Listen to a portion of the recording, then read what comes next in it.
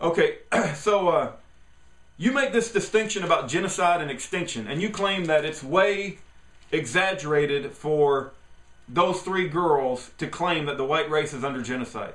And I totally disagree. I think that not only the white race is under genocide, but that the New World Order controllers want to do it to all races. Just like they've done with promoting abortion in the black community, promoting people like Al Sharpton and Jesse Jackson that put forth the idea that black people are entitled to government subsidies.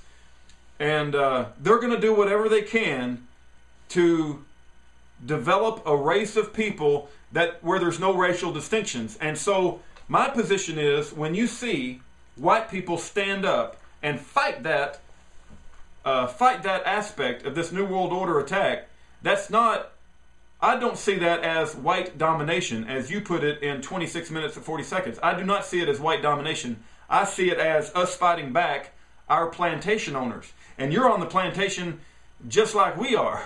And so if you had any sense, Euphoric Impact, my opinion is you should be fighting back too, trying to maintain your ethnicity just like white people are fighting to maintain their ethnicity. And so that's the point I'm trying to make. Okay? Let me see what else.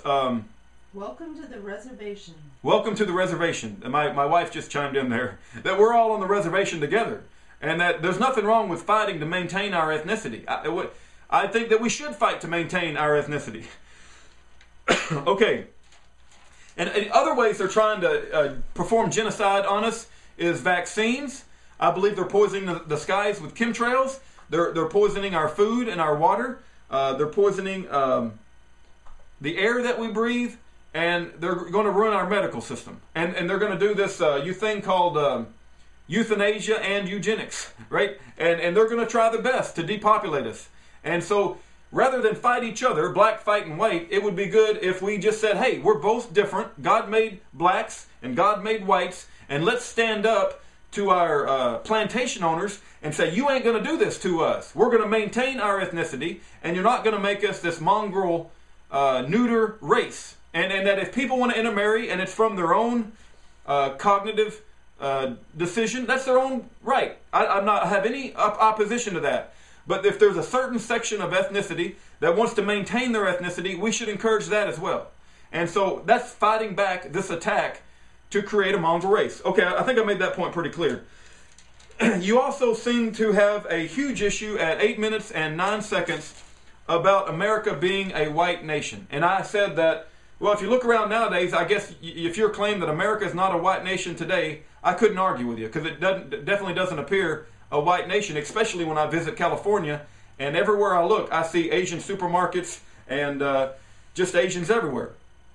So I would put forth this idea, and you also put forth the idea, Euphoric Impact, that the whites stole it from the Indians, and that may be true, but I'm not going to argue with that, but I'm not going to carry around any guilt about it either, right? There's the history is just like was said before, is a rainbow of violence.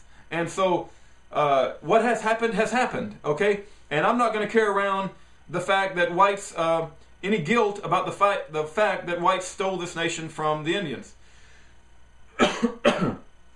But you have a problem, if I understand properly, with saying that America is a white nation, okay? And that bothers you, okay? I would put it forth, here's the way I look at it.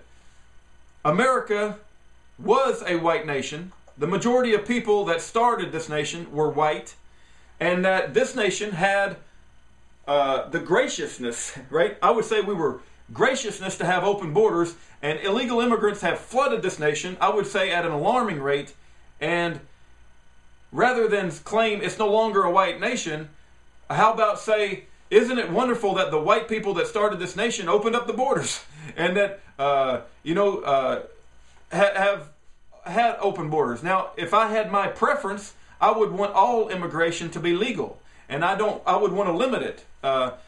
If you ask me my dividing line, I would only want it to be Christians, okay? I would want America to be a base camp, to be a witness unto the world, and I would in my opinion, they should add it I'm just being upfront with you. I'm just being honest, right? Telling you, I know a lot of people ain't going to agree with that. But if I was to put an amendment into the Constitution, it would say any immigrant into this country needs to be a Christian. They need to acknowledge God of the Bible exists. And this country could be a base camp and could have flourished, right?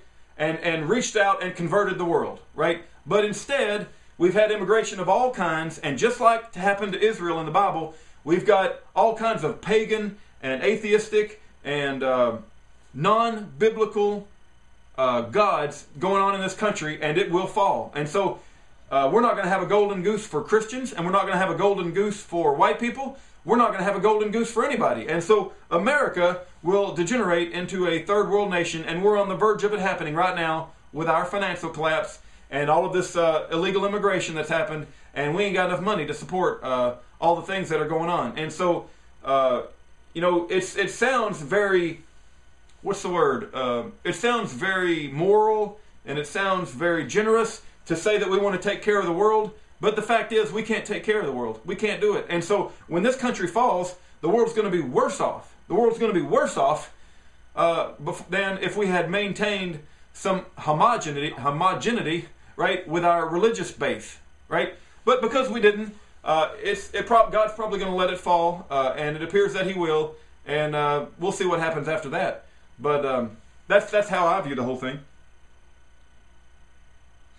At 22 minutes, you said that you don't want to do a low blow, but you put it out there anyway. It's like you poison the well. But hey, I can receive a low blow. You can throw a low blow at me. You started the process of implying that my position against Obama is based upon more than just the fact that I believe he's illegal. In other words, that I don't like a black man in the White House.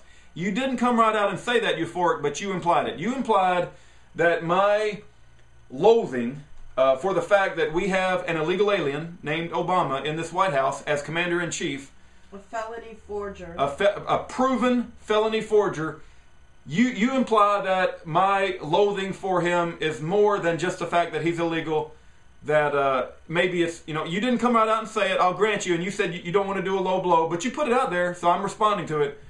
And I would put this back for you to consider, Euphoric Impact. You consider yourself an American, right? You consider yourself an American. I've heard you refer to yourself as American. You're in the military. You serve time in the military armed forces of this country. And I would put it back in as your responsibility as being an American and being in the military, that why do you not consider it a big issue that he's put out a proven forgery, and that Sheriff Arpaio and the Cold Case Posse and Mayor is the Best, who is a PDF Adobe expert, has proven that it's a forged birth certificate, and yet you don't seem concerned. The only thing that you've said is, well, people like me must have some other agenda other than the fact he's illegal, right? And I would say that it's shocking that you call yourself an American and you call yourself, you have served in the military, not that you call, but you have served in the military, and you don't think it's an issue. I've never seen a video about the illegality of Obama's birth certificate, the fact that he's not a natural-born citizen, the fact that his father was Kenyan. He doesn't have, as a black man, wouldn't you want to see his college records? Wouldn't you want to see his Columbia records? The fact that he went to Columbia? Wouldn't you want to see some papers from his Harvard Law Review time? It's shocking to me that you can just bypass all that and claim that I am the one who has a hidden agenda, that I don't want a black man in the White House. Now, you didn't say that, but you implied it. And so that you don't know anyone who voted for Obama sounds like a load. My wife is adding to the commentary, and she has said that, I guess you claimed in a comment that you don't know any black people that voted for Obama. And I find it hard to believe. That's hard to believe. That's hard to believe, Euphoric, that you don't know any black people that voted for Obama. Now, my response to that is, I bet I know more black people than you do. You must not get out much, right? I mean, you cannot argue with the fact that 98% or more black people voted for Obama, yet it was white people. If somebody wants to make the argument, it was white people's vote that put him in office. I agree with that. But you know how I view that? White people have the capacity to vote for a non-black, right? White people did put Obama in office, and he's a black man.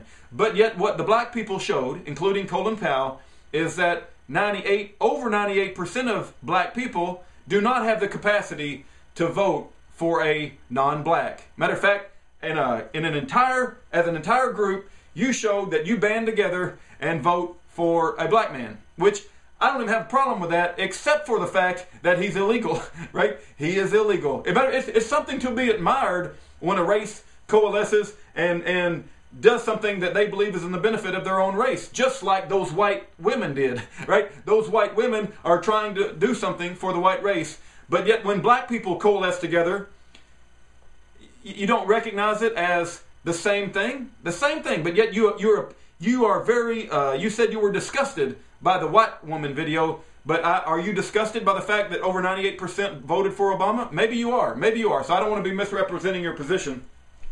But I'll just say that he is illegal, and the fact that you will not address that, to me, shows a huge gap in logic. Shows a huge gap in logic or bias. Okay. Let me also see. Let me make sure I covered all the points. I covered the fact that you don't believe America is a white nation. I would say that that's because white people have allowed open borders, but this country did start off as white. Okay. I think I covered most of the main points. I would just say in summary, Euphoric Impact, the main reason between you and I is not black and white. The main difference is that you don't believe in God, and I do. And that's going to cause a huge shift in our belief systems and our behavior. And I would offer for your consideration that we are on the plantation together. The black race and the white race are on the plantation. We have New World Order controllers trying to control us and to eliminate our ethnicity. And that if black people want to fight for their ethnicity, that's great. And you should allow the same privilege or the same behavior from the white race. If the white race want to fight for their ethnicity, you should allow that too. And that the more that we fight it, the more likely we can turn this thing around. Anyway, I've babbled on long enough. Like I said, if we were ever in the same city, I would love to take you out to dinner. I don't consider you an enemy, Euphoric Impact. I do admire the fact that you do think belief systems are important. We obviously don't agree, and it wasn't my intention to be hostile, but we obviously view that video with those 3 white women a lot different. We view it a lot different. And anyway, may God bless the righteous. May God bring justice to the wicked. And Euphoric Impact, thank you for your dialogue. I did learn some things, and that's what this thing is all about. Amen. Amen.